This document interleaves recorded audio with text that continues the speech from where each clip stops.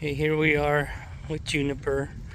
We're sending her home off the trip because she's had this saddle sore and we haven't been able to pack her. She run, as you know, she run under the tree and got that saddle sore, and so it's just not healing up. So we're sending her home and we're gonna get a replacement in the next couple of days. Well, Bonnie's gonna join our trip, but we're really sad We're sad.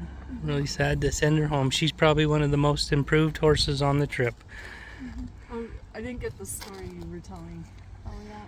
Well, we started out the trip on the first day, and we got the packs on her, and she spooked and ran in a circle and Bucked a little. bucked a little bit, but we got her back calmed down, and then after that, like, she's been really quiet to pack. Like, she'll just stand there and go to sleep, but she's been a really good pack horse, and I really enjoyed her on the trip, and I'm glad that she's able to go home and where she can heal up, and we'll check back when we get back and make sure it gets healed up.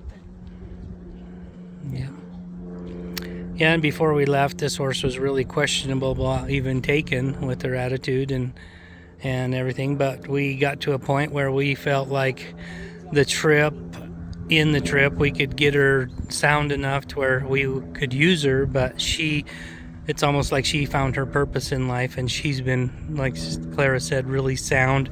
It's like we'd pack her and she'd just stand really good, and she's a perfect pack horse.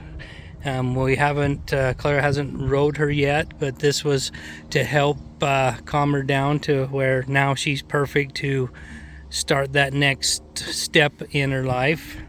She actually had a saddle turn on her, and we were on a busy highway, and it just turned, and I got her off the road, and she didn't freak out or anything. And we've had other horses have a turned saddle, and they have freaked out. So I mean, she really has. Yeah, I actually went back and I was able to undo everything, and she just stood perfectly still for me. I got it off her and was able to reestablish the saddle and pack it up all by myself, and she just stood there like she knew what was going on. Yeah, I couldn't even help that day. I didn't know to tie anybody up. Lacey was holding everything, and I was able to. Usually something like that, you got to really hold on to them, and because they, are uncomfortable with everything hanging off them. But she was really good. But so we're sad to see her go, and we'll see her in 3 weeks. We'll be back, and she'll be taking good care of her. And are you taking her with you when you move out? Yeah, I want to take her to college. Dang it. Yeah, well, she's an excellent horse. She's a lover. I love her.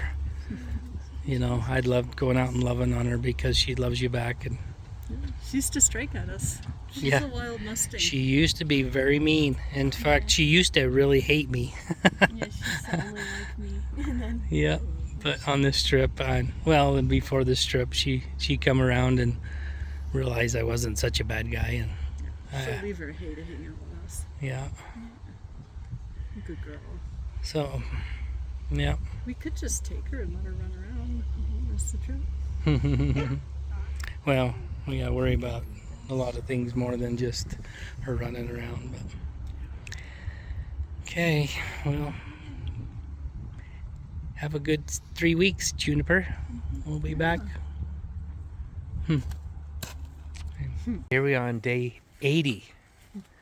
Day 80. And we're here. The horses are well taken care of here at Dan's place, and Dan let us take his Jeep to the hot springs. Yeah. Are you excited? Yeah, I'm so sore from riding 1,200 miles. So here we are.